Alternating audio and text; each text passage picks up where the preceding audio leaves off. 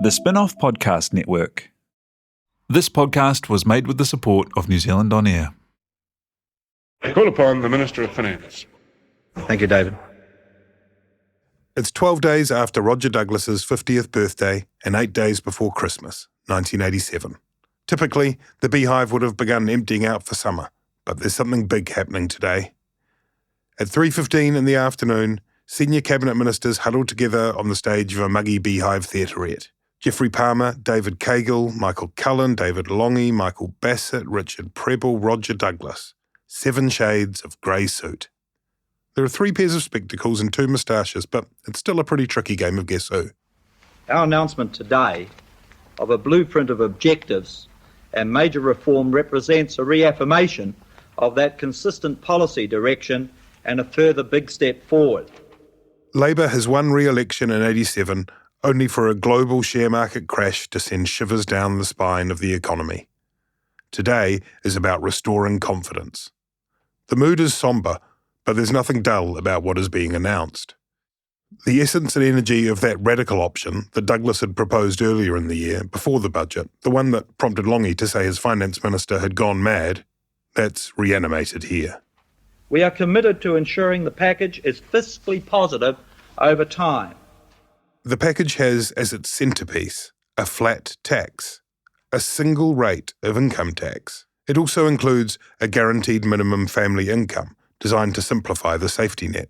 There's a cut in company tax, an increase in GST to 12.5%, all that within 9 months, plus an asset sales program tasked with raising $14 billion to make a dent into the country's $42 billion debt. No decision has been made as to which assets will be sold. The merits of each possibility are to be discussed. There are relatively few specifics, not least the levels at which the new flat tax and the guaranteed family income will be set. That's at Lange's insistence. But as a whole, this is quintessential Roger Douglas. Reform expressed in vast packages, crash through the barriers, move in quantum leaps. The commitments we make today, the signals we send to all sectors of our economy, will shape this country's economic development for the rest of this century. They will have a positive, far-reaching impact on the lives of every New Zealander.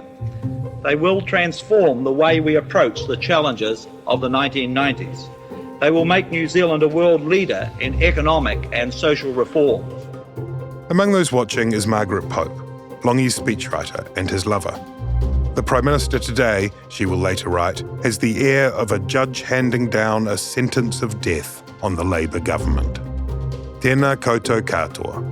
I'm Toby Manhire for the Spin-off Podcast Network, and this is Juggernaut, the story of the 4th Labour government. This is episode 6, the final in the series. It's called Breakup. Despite being half a world away, he is rather like the Holy Spirit, somewhere around about our shoulder at the moment. I was really hosed off with it. I wouldn't have done that to him.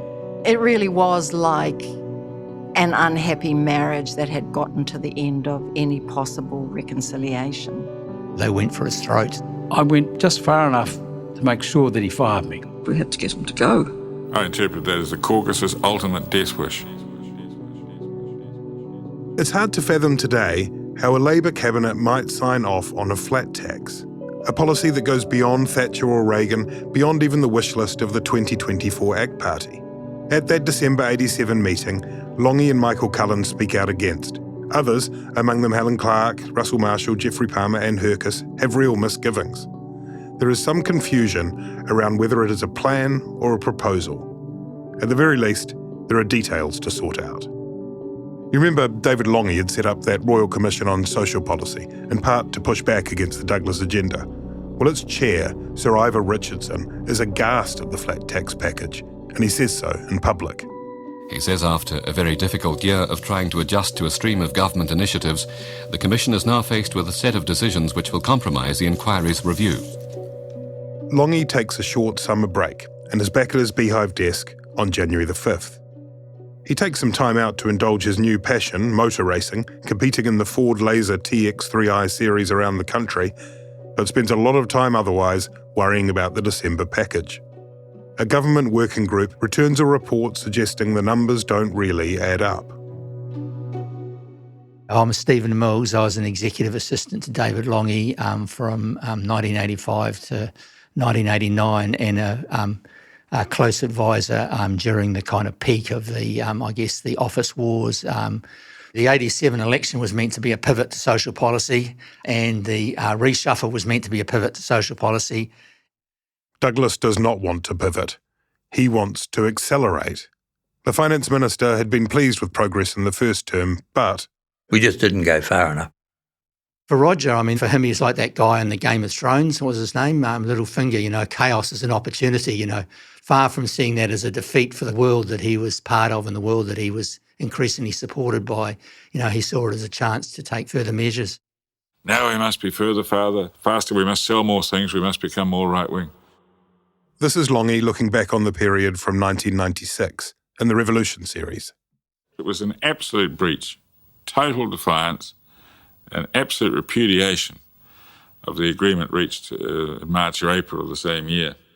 I wanted to make some big changes which I felt were in the interest of the country. It was designed to produce enough income to keep the show apparently afloat, but without doing anything at all in any of the areas that I wanted to become involved, the state to become involved in. This is where we really fell out, I guess, because in the end he lied to me.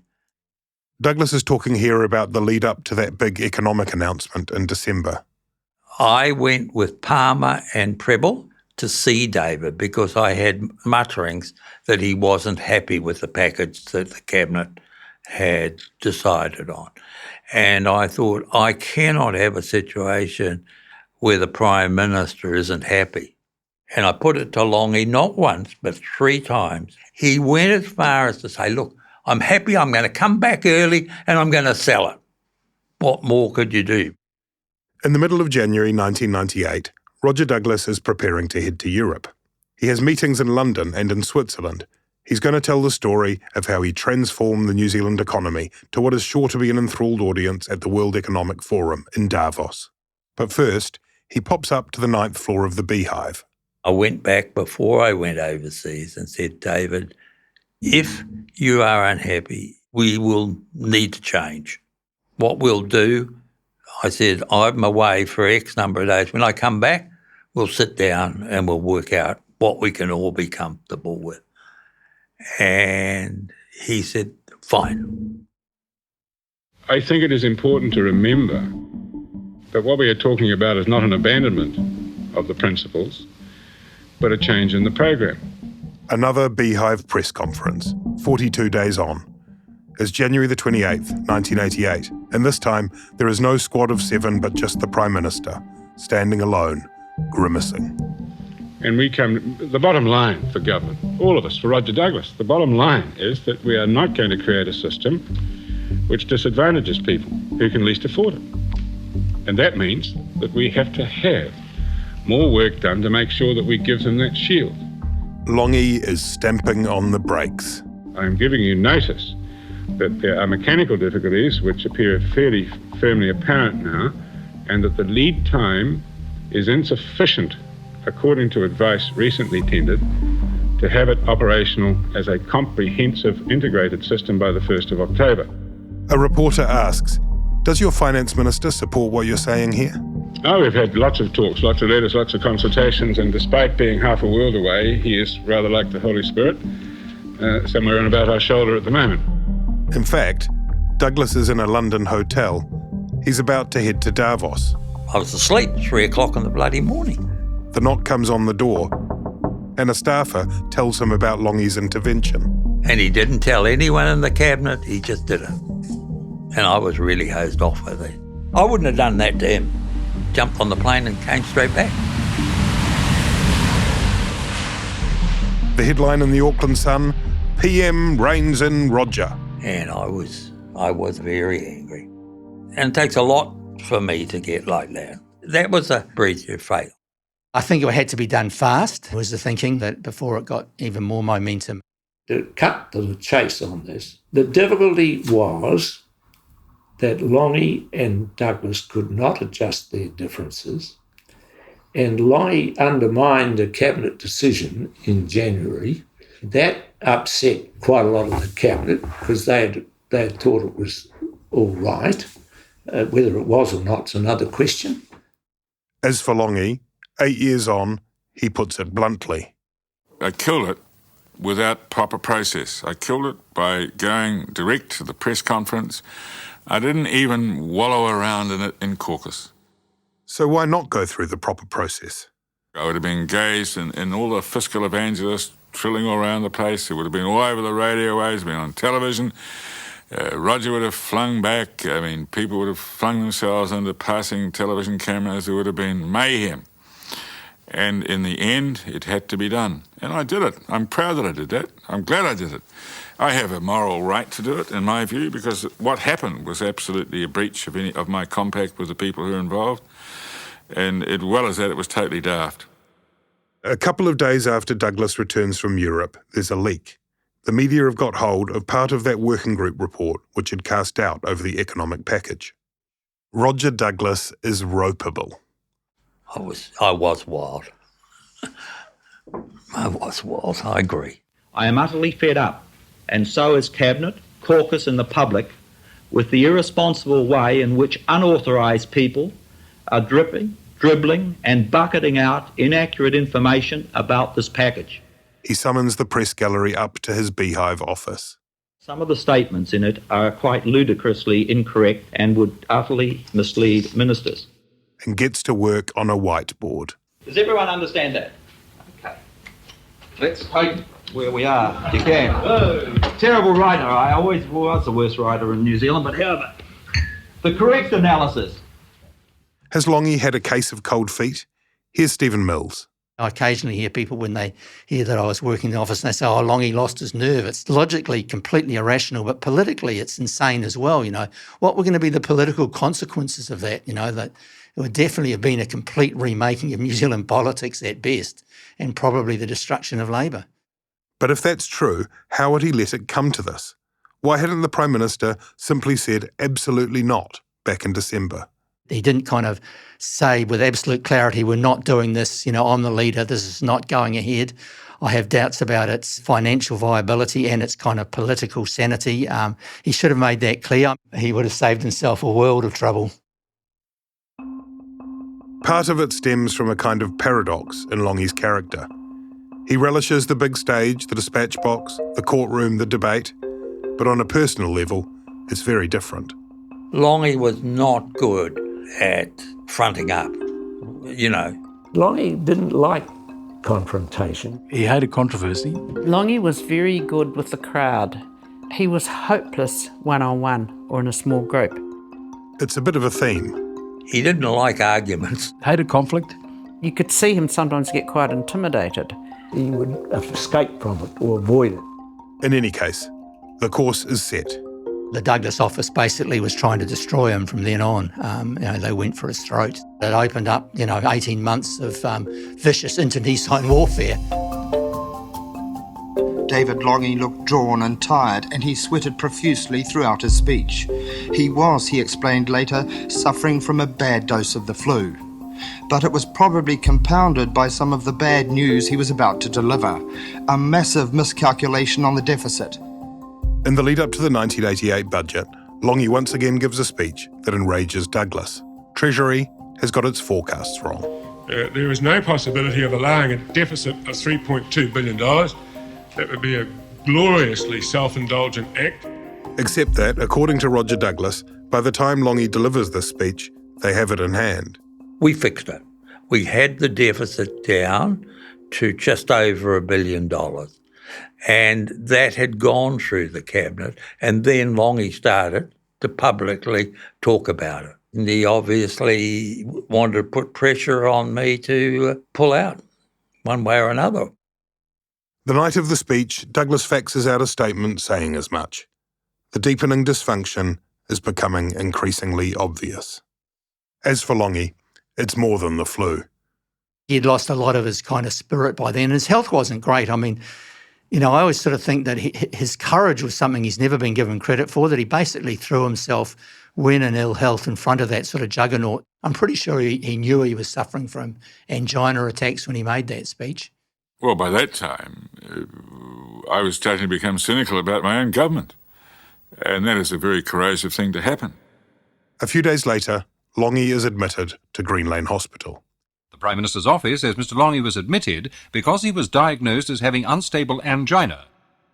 While the rest of the cabinet is furiously finalising the budget, Lange undergoes angioplasty. His health had been deteriorating for some time. The difficulty that Lange had, as I found out as the years went on, was that he wasn't a healthy man. When Lange entered politics, he barely touched a drop of alcohol. Lately, he's been binge drinking, alone, at home, and puffing his way through cigar after cigar. A few months earlier, smoke had been spotted billowing out of the window of his Hill Street flat.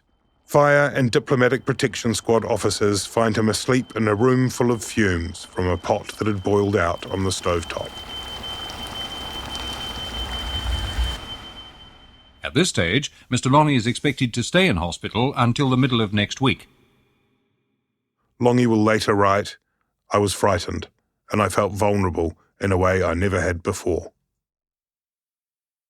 The 1988 budget cuts the top rate of income tax from 48% to 33%. That fiscal hole is filled largely thanks to a stack of slated asset sales, including Postbank and the BNZ. Party members speak out against privatisation. MP Jim Anderton says he'll cross the floor. Douglas's spirits are boosted. The show is back on the road, but it soon crashes into a mythic cup of tea. Again, it's a speech, this time in Australia. Lange is on an official visit for the 200-year anniversary of the arrival of the First Fleet. He's in Canberra.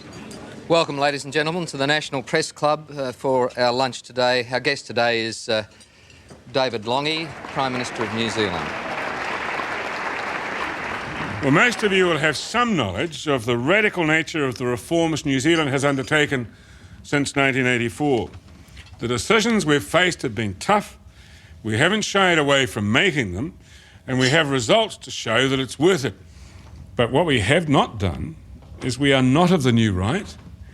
Our expenditure on health and education and housing and welfare has actually increased in real terms. The new right, as exemplified in the small state privatising directions of Thatcher and Reagan, is an ideological label that gets increasingly attached to that fourth Labour government. As a concept, it's a cousin to a word more in use these days, neoliberal. The pace of change will now slow as we consolidate the very real gains we have made.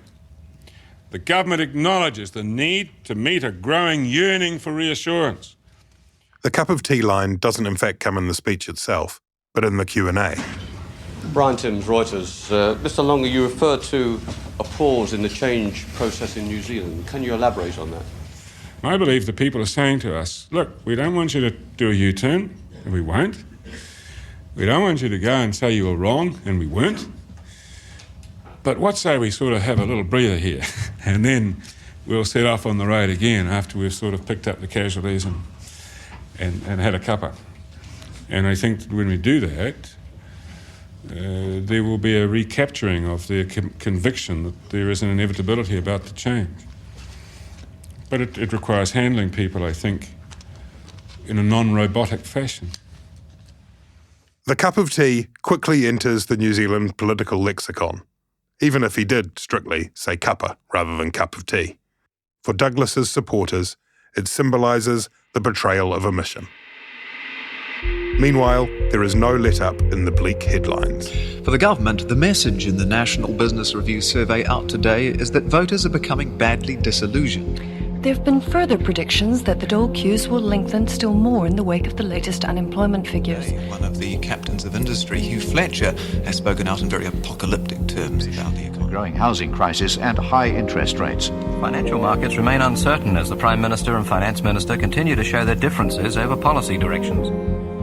Things were falling hopelessly apart. Richard Prebble, the SOE Minister, is in charge of the asset sale program. I was responsible for 10% of the New Zealand economy and 20% of the investment. one person. And when you're in charge of the whole lot, you suddenly realise what the public really want is good services at a good price, which they weren't getting. And the private sector's probably better at doing that. I mean, the services that the SOEs were providing were positively third world, and the prices were outrageous. The plan attracts plenty of pushback. If you ask me, this is a union delegate. They're privatising sanity itself. Lange is nervous about asset sales. He'll later say it felt like an ideological ambush. In November of 1988, Lange and Prebble clash over the part sale of Air New Zealand. Lange instructs a change in the sales process. Prebble refuses in the absence of a cabinet vote, and Lange removes him from the portfolio. It's generally known that David Lange has had trouble getting the support of Cabinet in his drive to curb the powers of his Minister of Finance and ex-SOE Minister, and there's now a possibility that Cabinet will rally to the support of the ousted Prebble, and Mr Lange's leadership could be on the line. That night, Prebble appears on Eyewitness News. Didn't know Prebble was going to do that. Prebble always had that ability to go over the top sometimes. He went and said that Lange had gone mad, basically. I didn't actually say that David Lange was mad. I just said that he thought he was bad. Given that Prebble is in charge of the SOE portfolio, he doesn't want to leave any possible suspicion that he'd been fired for inappropriate dealings. I went just far enough to make sure that he fired me. Because he hadn't actually fired me. All he'd done is move me from one portfolio to another.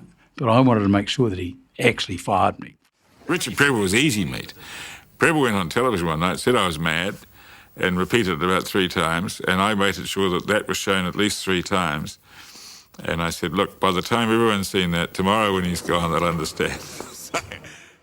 The atmosphere got more and more tense, and the Prime Minister got more and more reclusive. Actually, everybody was kind of, withdrawing back to their own corners. This is Hekia Parata, an advisor at the time to Lange. It was absolutely, working its way out through the wider public service. It was slowly disintegrating, and then it just picked up speed and became an intractable divide. You see, I had a lot of respect for Douglas and I had a lot of respect for Lange. The two men become, as Lange's press secretary Ross Vintner will later put it, prisoners of their own correspondence. Geoffrey Palmer, the Deputy Prime Minister, is caught in the crossfire. They started engaging in a dispute by letter. Margaret Pope was writing the letters for Lange and Bevan Burgess was writing them for Douglas. Bevan Burgess is Palmer's press secretary, a seasoned campaigner. And they had a lot of difficulty meeting and actually talking things through. And I thought that we had to do better than that, and I tried very hard to bring it about, but I never could. Rumours about Lange and Pope's relationship had been circulating for some time. The tabloid newspaper Truth had hinted at it in 1985, without naming Pope. Stephen Mills had heard the rumours, but there are lots of rumours in politics.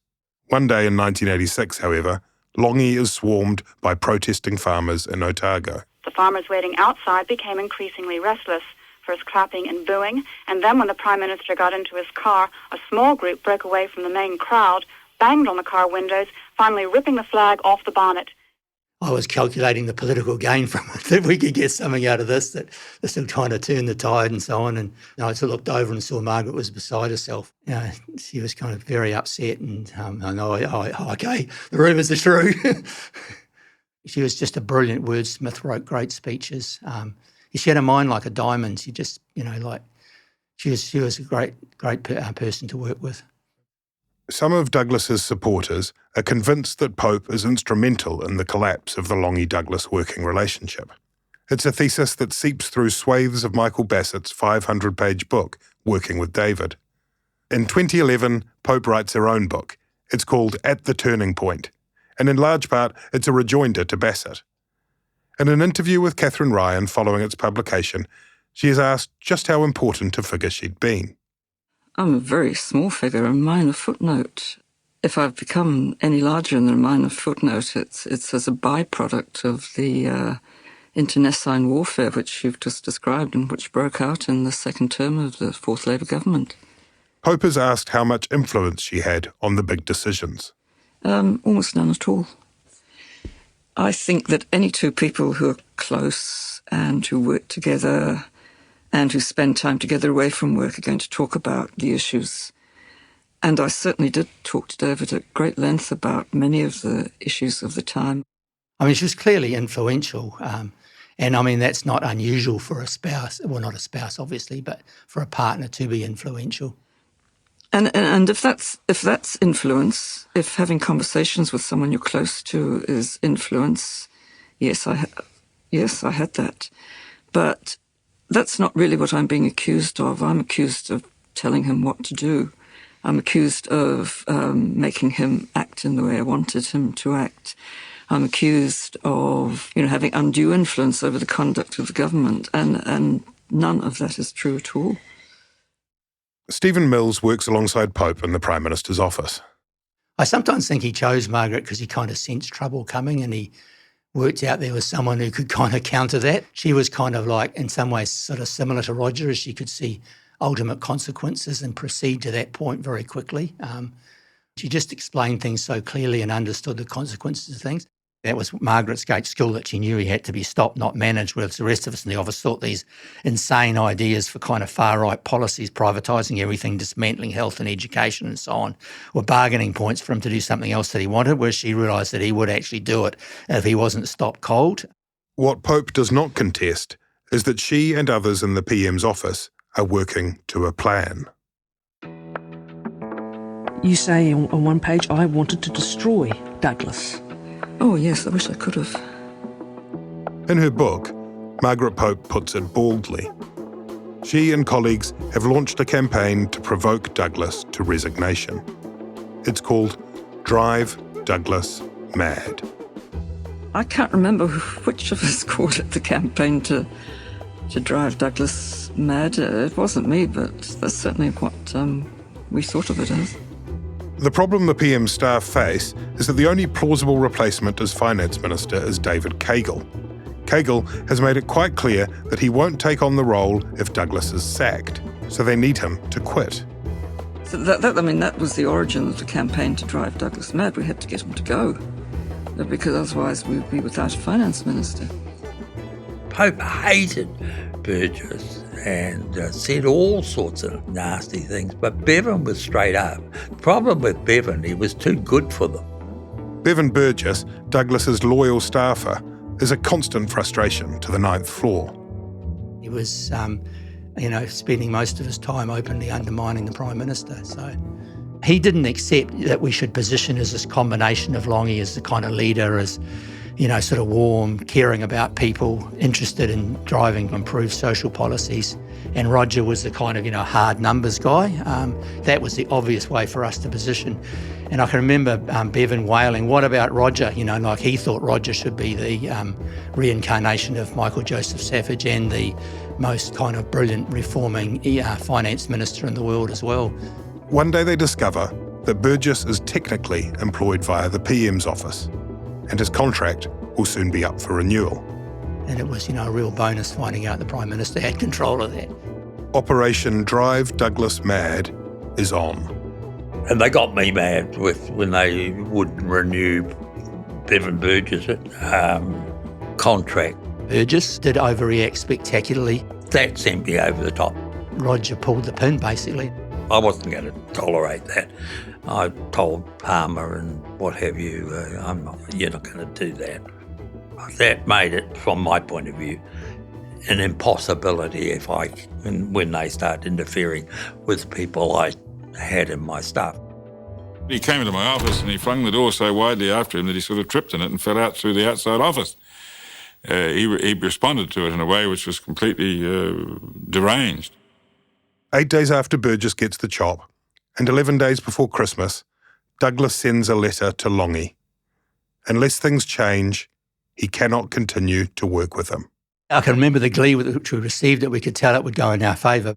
Lange reads Douglas's words and says, that is a resignation letter. And I remember when it arrived, I think a couple of us went off and photocopied it so everybody had a copy. I've still got one somewhere. They read parts of the letter, it's a long one, aloud in the office. It was funny. It was, I listened to this, as a sort of almost the tear-stained pages. I have today, with deep regret, informed caucus members that if David Lange is re-selected as Prime Minister in late January or early February, I will no longer be available to act under him as Minister of Finance. In my view, whether caucus welcomes it or not, a choice must now be made. I do not know why the Prime Minister and I cannot talk our way through these problems. For 12 months, I have been trying to achieve exactly that. Instead, we have had a succession of damaging crises which were right out in public.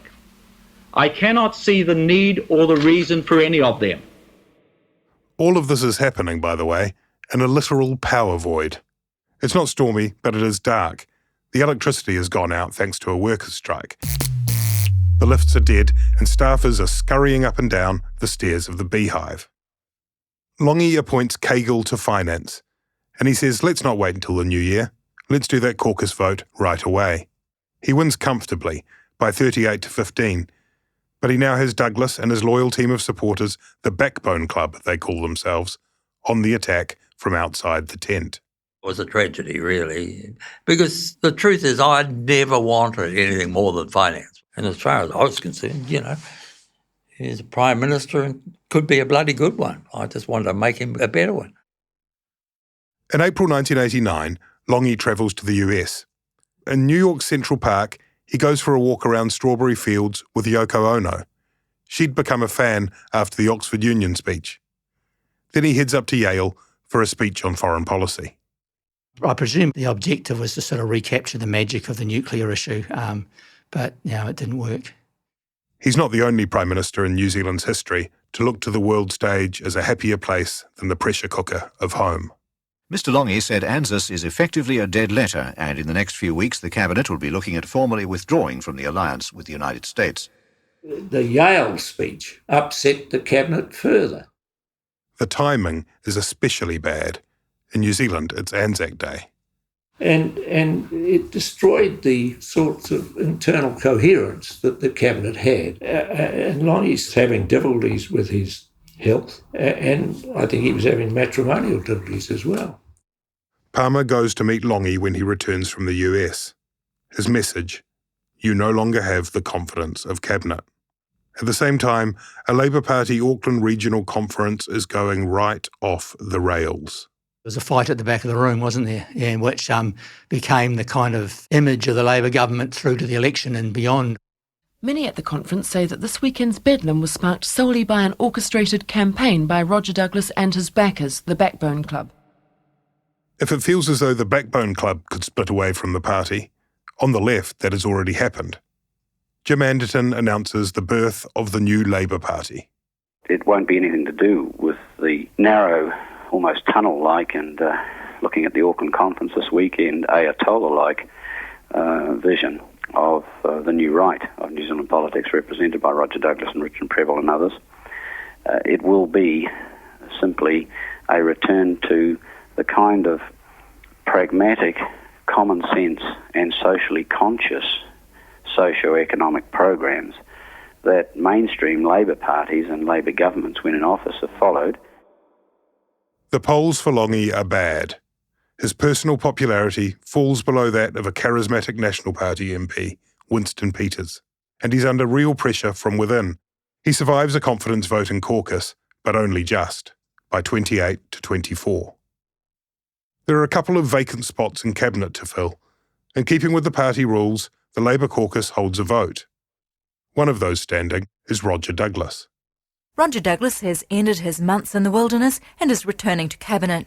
For me to be re-elected, it was a slap in the face because Lange was actively canvassing for me not to be.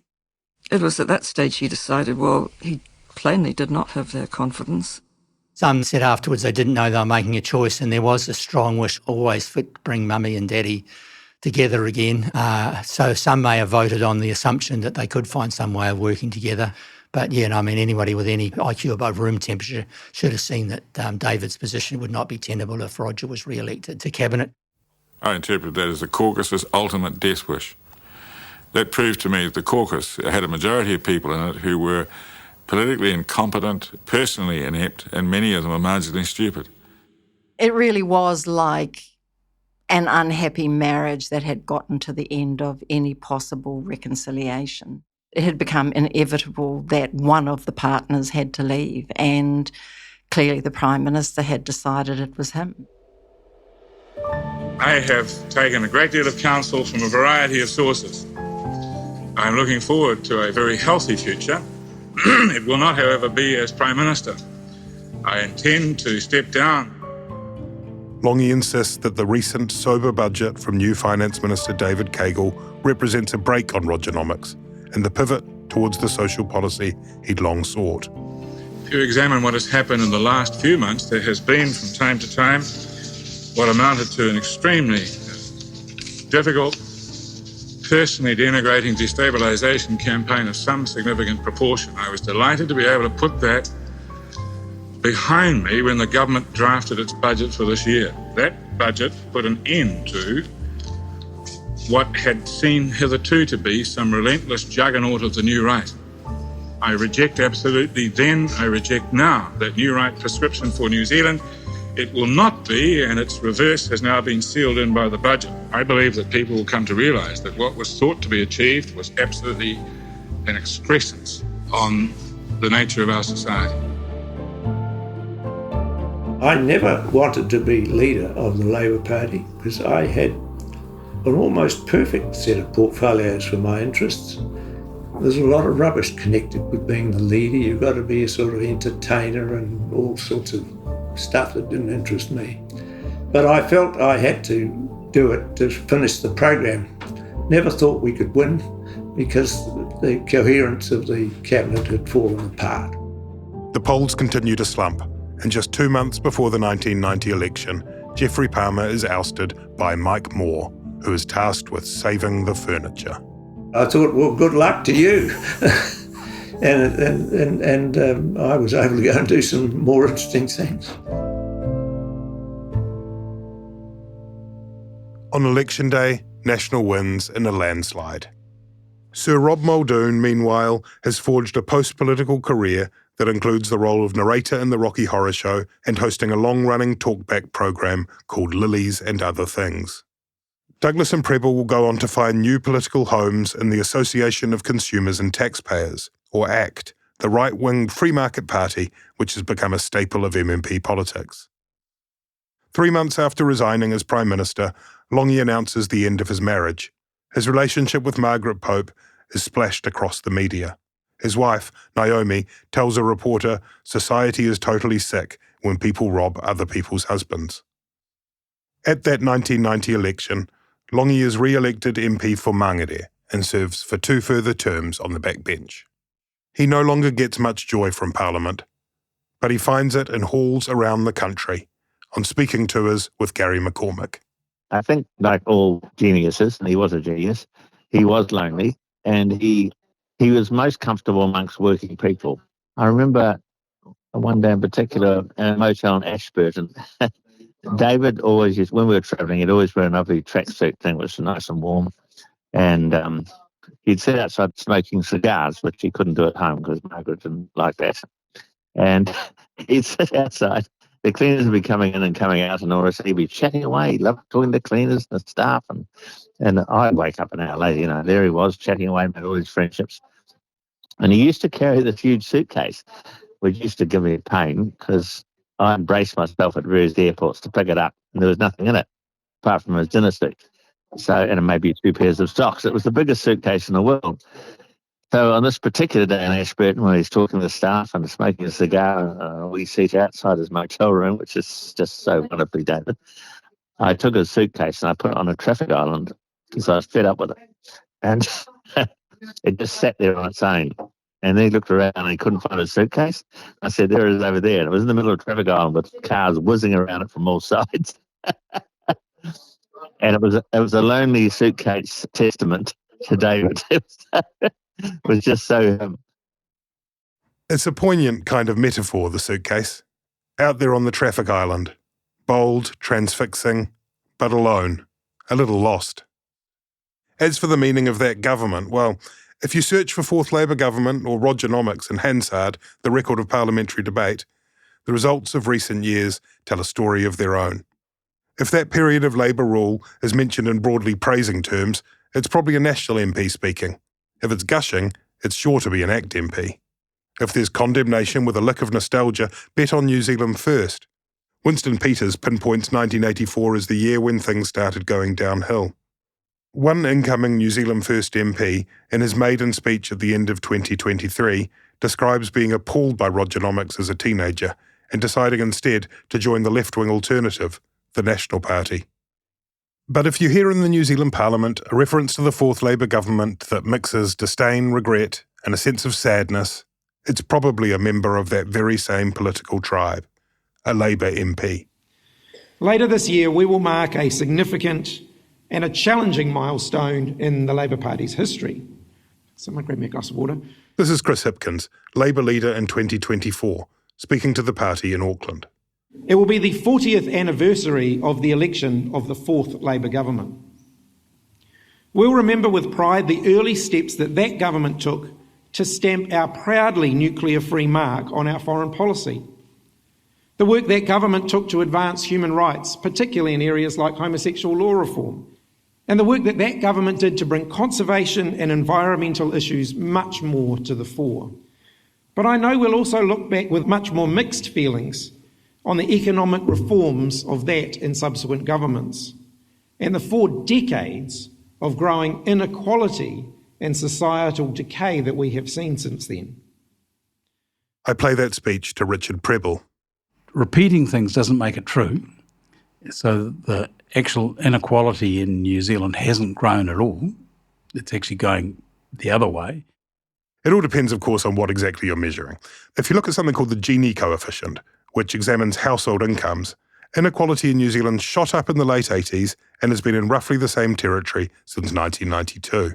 And as far as impacts go, it's not always easy to distinguish Rogernomics from what followed.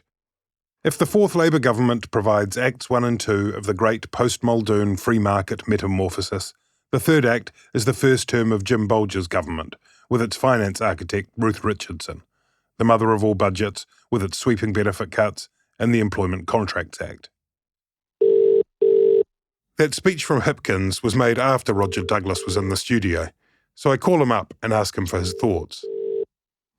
Hello? Roger, it's Toby Manhire here. How are you? Oh, right, Toby. Okay. The highest period we had in terms of productivity in the last, say, 65 years, maybe longer, was a period that immediately followed the changes we made in the 80s. Still, Hipkins' comments, societal decay, does that not get his back up? No, look, that's politics. Well, I mean, there are idiots all around the place, and he just happens to be one of them. Back to Richard Prebble. So what happened in our cabinet is that most cabinet ministers realised during that 6 years that things that they'd sincerely believed weren't true, but it doesn't mean that their actual values had changed. I know this is probably controversial, but Roger Douglas and I, in some ways, are still Labour politicians. The things that motivated me and motivated him to go into politics still motivate me today. He puts the argument that he's against privilege, and I understand the point he makes. I put it slightly around a different want to belong to a New Zealand where every New Zealander has 1/5 of the opportunities that this country has got. And that means you've got to have a good education system that's a ladder that lifts people up.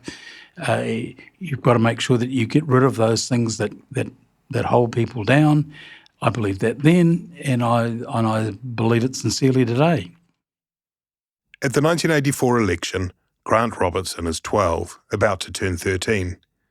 The victorious Labour Prime Minister, a big guy with spectacles and wit, is an inspiration. I'd had this great image of Lange. I was hugely supportive of them. I remember homosexual law reform, a few other things that happened during that period. But by the end of my high school period, I was well and truly off them. If it sounds like this interview is taking place at the cricket, it's because this interview is taking place at the cricket. The policies of Rogernomics were, and where Roger was taking things, were anathema to a lot of things that I believe in. Robertson will go on to work in Helen Clark's office and later become a Labour MP, Finance Minister and Deputy Prime Minister.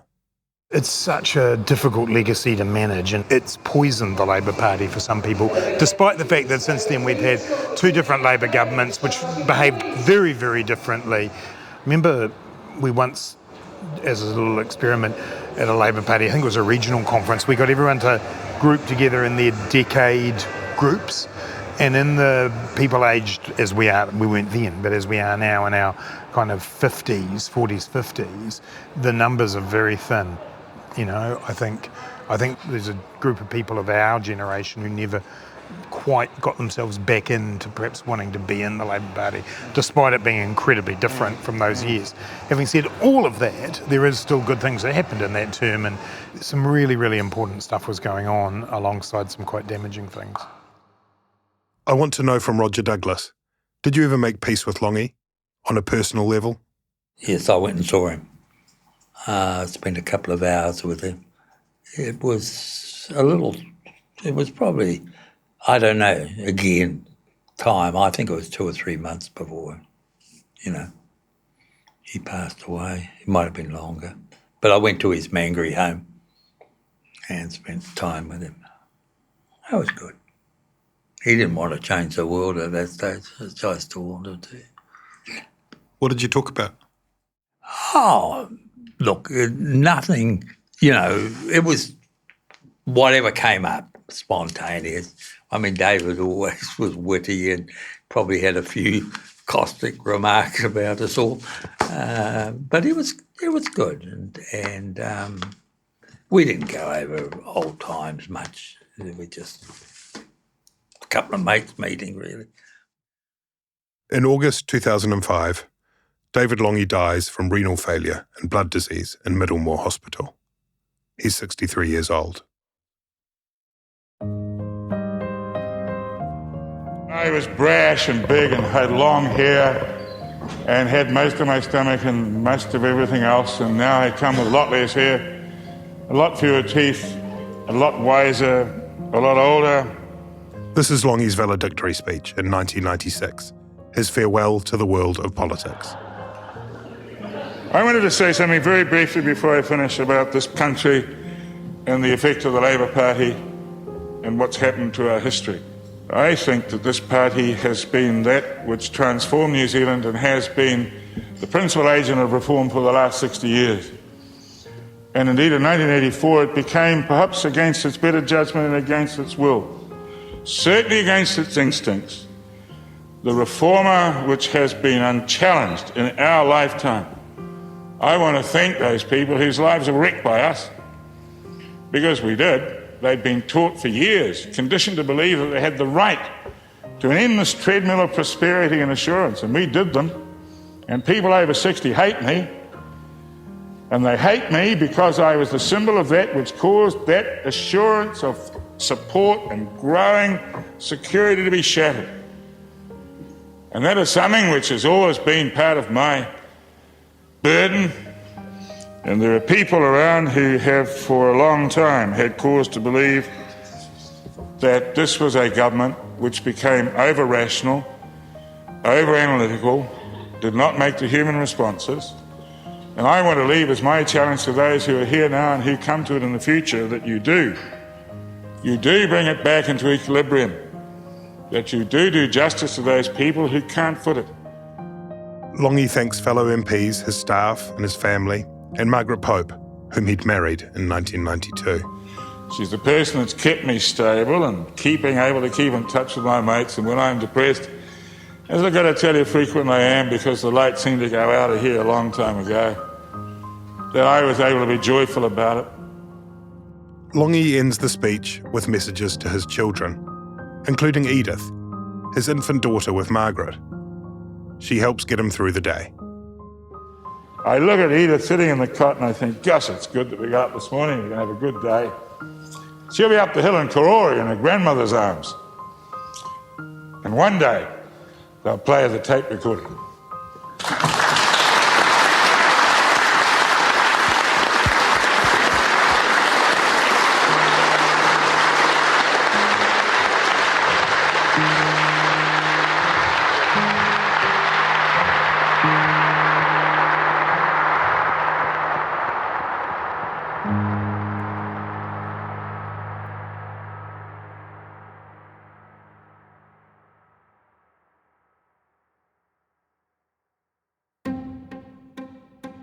Juggernaut, the story of the fourth Labour government, is written and presented by me, Toby Manhire, for the Spin-Off Podcast Network, made with the support of New Zealand On Air.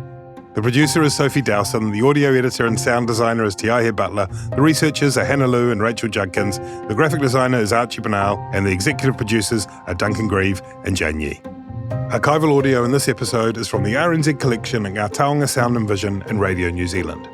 You can read a full list of sources and a bunch of other written material that digs deeper into the story by clicking the link in the show notes.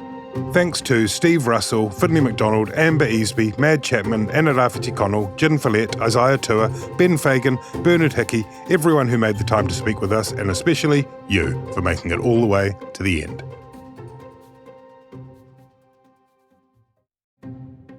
Kia ora, this is Toby Manhire. Thank you for listening to Juggernaut. I hope you're enjoying this series. A lot of work from a small but talented group of people went into making this podcast, and we're extremely grateful to New Zealand On Air for supporting the project. It also couldn't have happened without the support of our members. If you like what we do here at the Spin-Off and would like to see more projects like Juggernaut out in the world, then please consider becoming a Spin-Off member. Visit thespinoff.co.nz/members to help us do more of the work you value. For Tamariki, a bed isn't just a piece of furniture. It's a place to dream and grow. But 1 in 10 kids in our poorest communities don't have a bed of their own. Donate to Variety today to help give them a warm place to dream. Head to varitywinterappeal.org.nz to show your support. The Spin-Off Podcast Network.